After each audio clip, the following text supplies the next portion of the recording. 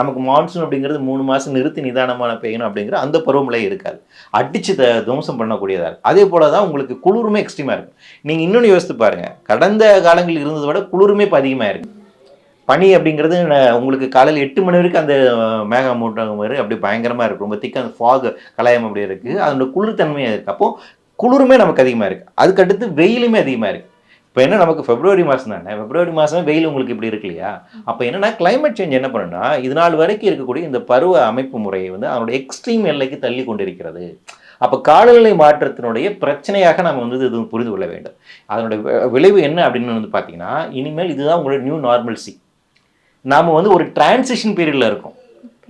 பேசிக்காக வந்து இது புரிந்து கொள்ள வேண்டியது இது இந்த புதிய இயல்பு இருக்கு இல்லைங்களா? இந்த இயல்பு கடந்த ஒரு 10,000 வருடங்களாக இருந்த ஒரு சமநிலை உடைத்து விட்டு வேற நிலைக்கு போகிறோம். லாஸ்ட் ஒரு 10,000 இயர்ஸாக வந்து பார்த்தீங்கன்னா ஜியாலஜிக்கல் டைம் ஸ்கேலில் வந்து ஹாலோசின் பீரியட்னு சொல்லுவாங்க.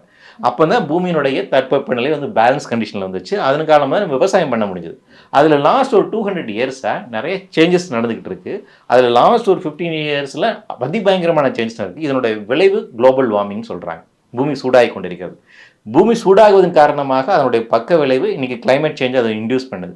ஸோ அப்போது அது என்ன பண்ணுதுன்னா அப்படியே புரட்டி போடுது. இப்போ பூமியினுடைய சராசரி வெப்பநிலை கடந்த 150 வருடங்களில் 1.5 டிகிரி செல்சியஸ் உயர்ந்துருச்சு. குளோபல் ஆவரேஜ் நான் சொல்கிறேன். அதன் உயர்வு இருக்கு இல்லையா, அதன் காரணமாக இருக்கக்கூடிய பிரச்சனையை பார்க்குறோம்.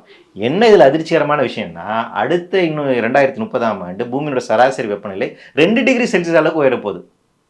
அப்படி உயர்ந்துச்சுன்னா இப்போ இருக்கக்கூடிய வெயிலால் நமக்கு ஜுஜிபி தான்.